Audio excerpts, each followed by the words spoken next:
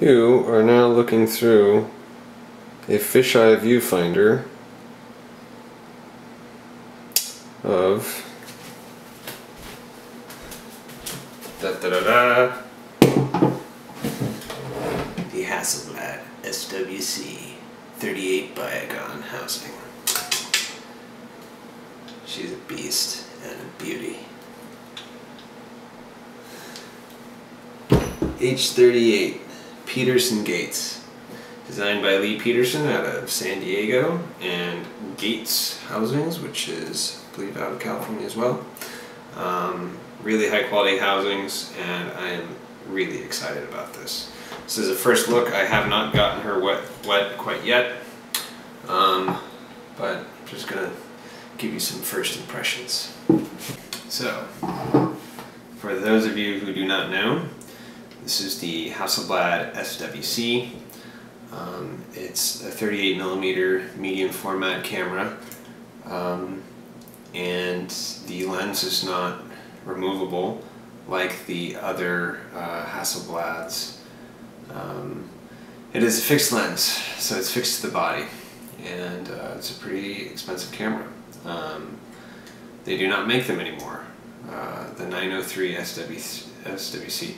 It's a T lens. It's a CF 38, so it was made in the 80s, and this lens is like renowned for being a fantastic lens. Again, I have yet to get this puppy wet, but I know she's gonna do me proud when I do. So some really quick things about the housing in the camera. As you can see, the back of the housing, I'll take a look at you. You can kind of see my face, I think. So this is a viewing window for the for a digital back for this SWC. I don't have a digital back, and my SWC hasn't been converted for digital use, and you know, perhaps I will at some point in time convert it to where I have can use a digital back. I'm perfectly happy to use film, although film requires an external light meter, which I also have, an underwater light meter.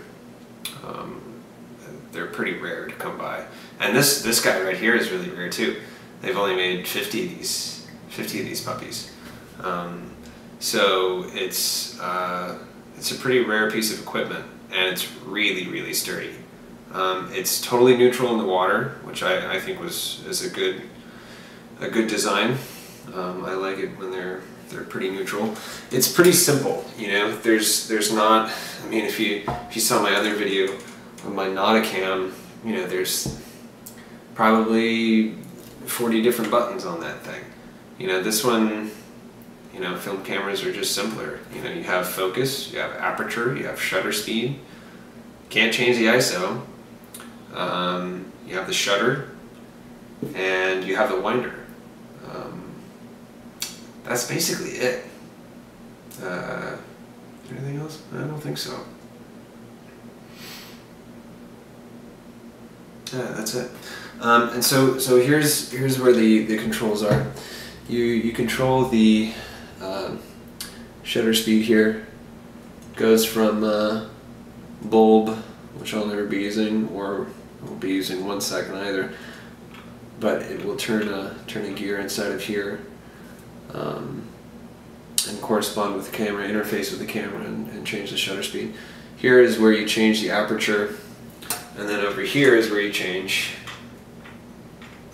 your focus. There's a wheel right here. So this is a really nice layout. It's really easy to manipulate. Right here, it's heavy. It's really heavy, and this is a pretty big dome. It's an acrylic dome. They also make a glass dome with it. It's more expensive, but acrylic will be just fine. This is also a winding crank too. And here's a little window. The little window shows you which frame you're on, and because the good and really cool design of Hasselblad's, it shows you sort of what your frame is. Now, let's take a peek inside. There are 3 latches on this camera. There's one right here, and there's this nice little catch right here, which you open it up like that. There's one on top. Again, you have to push with the catch.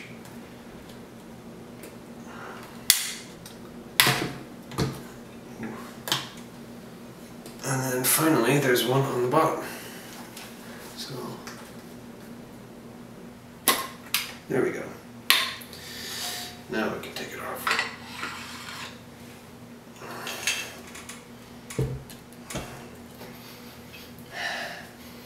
It smells kind of like oil. Actually, I don't know. It kind of smells like I don't know, some strange aluminum smell. Like fresh aluminum. So essentially, it's just, this back is kind of dumb. I mean, the rear of this, I don't mean dumb in a bad way, I just mean that there's no real functionality besides this crank here, which can do some winding if you wanted to. But there's just a couple windows in it. There's this window right here, there's a window on the side to show you your frames. So we'll put the back out of the way and show you where all the functionality happens. It happens right in here. So, first you've got a tray where you install your camera, and you've got some little deals to sort of trim where you install the camera. This is a sync cable. Uses a Nikonos 5-pin sync, and there is a pre-flash option. The pre-flash, I don't know where the pre-flash is. I believe it's right here. So I can pre-flash, expose, or excuse me, I can pre-flash, check my exposure with the external light meter, and figure out if I'm at the right exposure, and then once I figure that out, I'll take the shot. I'm pretty much going to be shooting with 220 film. They still make Portra 800 220. It's the last 220 being made, and I have a back that can shoot 24 shots. You know, one of the negative things about shooting film, obviously, is that there's a limited amount of shots. I mean, there's a limited amount of shots with the digital, but I think I had a 64 gigabyte card in the camera, in my digital camera, and I think I could shoot 1,500 shots. I mean, essentially that's an unlimited amount. I mean, I'm never going to shoot 1,500 shots in a day, so I'll just dump them on the computer. But this is limited to 24 frames, so I'm going to be much more careful with my shots, and that's a good thing. I like that. But again, just to show you some of the stuff on the inside, you can see this is the shutter speed right here, and then this is the aperture, and that's going to correspond with some gears in here that are going to mesh. Putting on the gears on the camera is kind of putting the gears on the camera and on the lens of the camera is not that much fun, but you know, it's necessary to be able to access all of those functionalities from the housing to the camera. So here is here are 2 ULCS balls that will correspond with some